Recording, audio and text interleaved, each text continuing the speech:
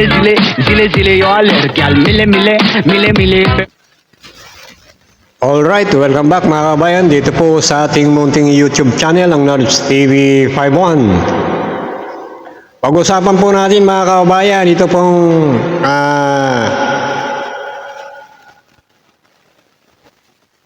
hindi pagtakbo ni Sara Duterte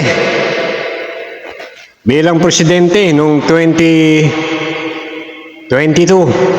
Balikan po natin ang nakaraan. Kasi ito po ang pinagmamalaki ng mga DDS.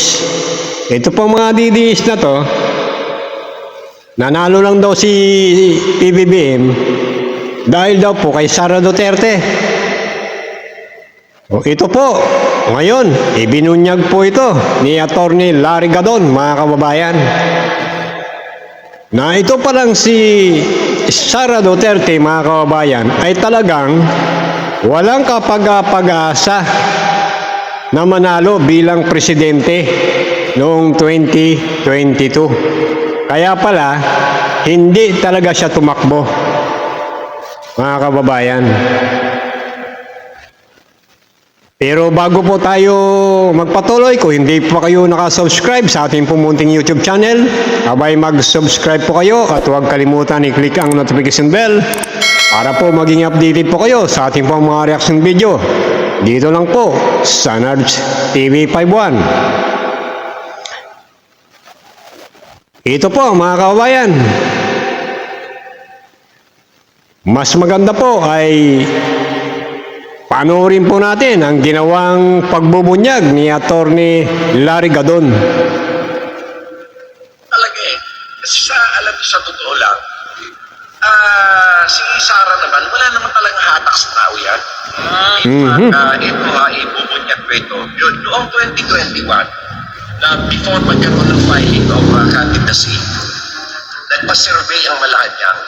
Si Digong Payon. Nagpa-survey sila at ang inutusan nilang mag-survey sa kanilang mga distrito ay ang mga congressman. Yung tinatawag nila na internal survey. Ngayon,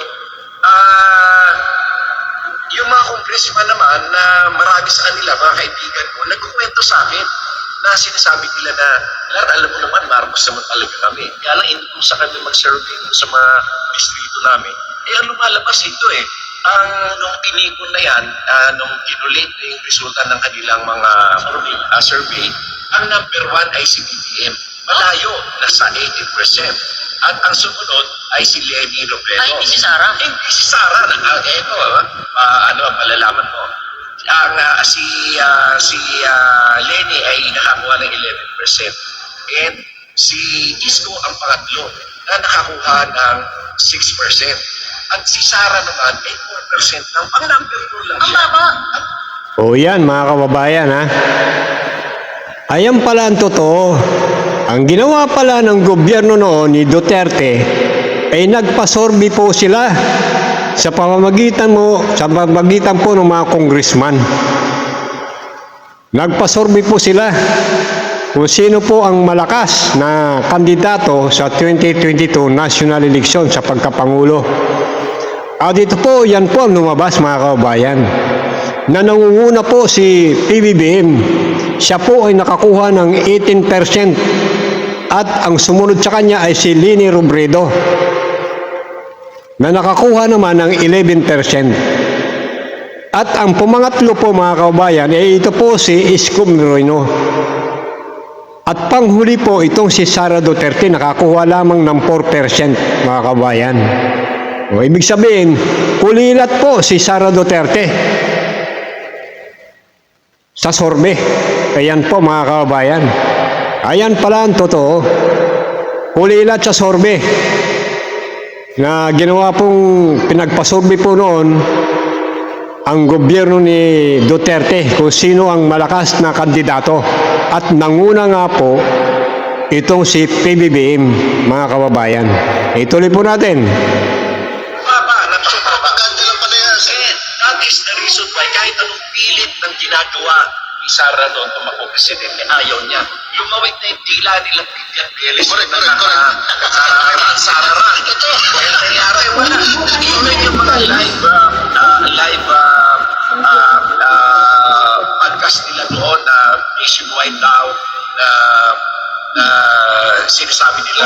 Sara Rati, mga chapters sa suit. Makikita mo yung views, 35, diba?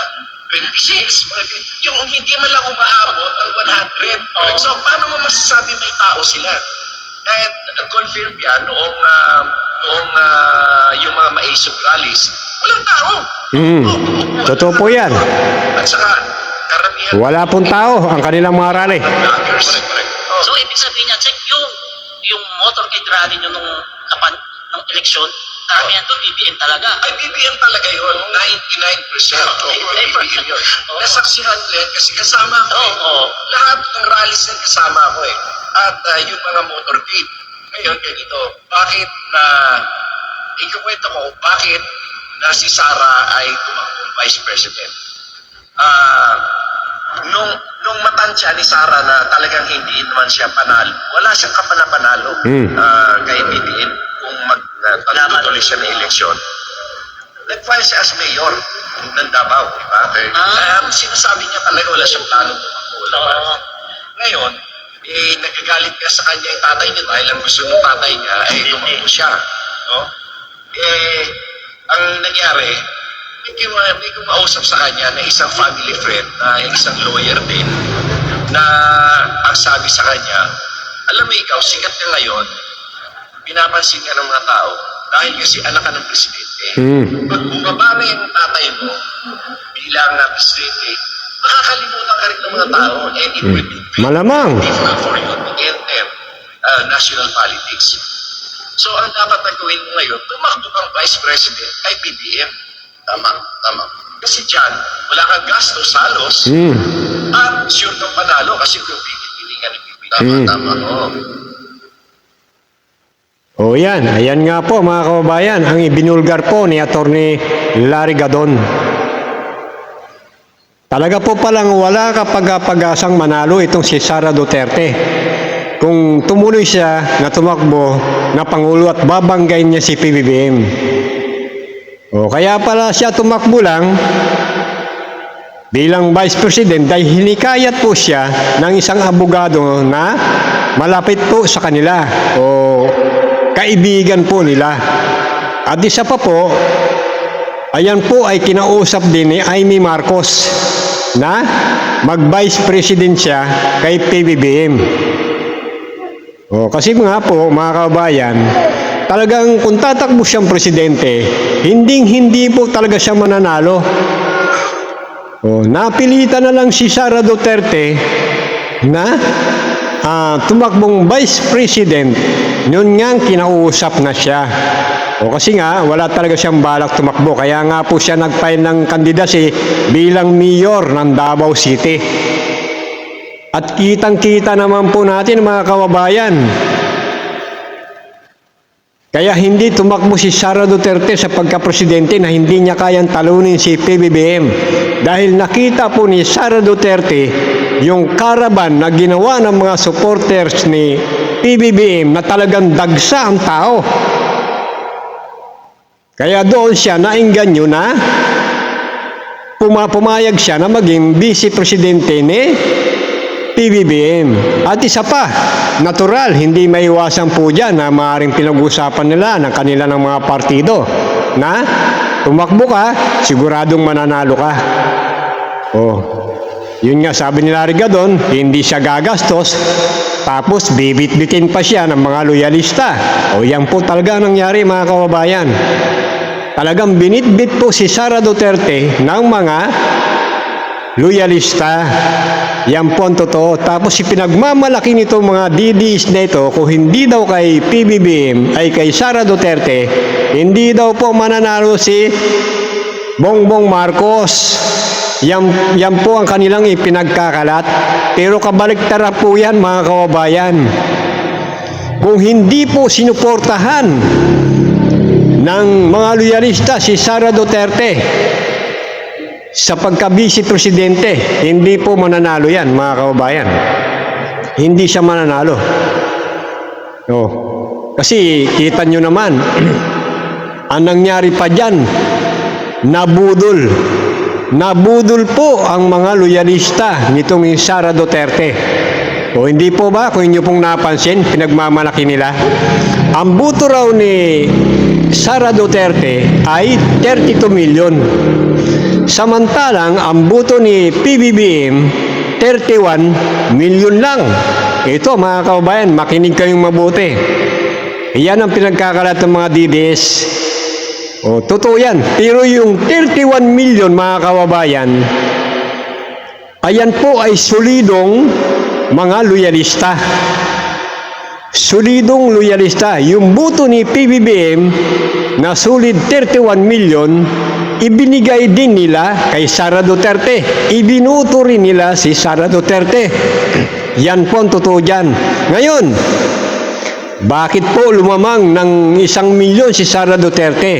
Ito na. Yun ang boto ng kanilang mga taga-suporta. Ibig sabihin, 1 milyon lang yung kanilang botante, mga kababayan.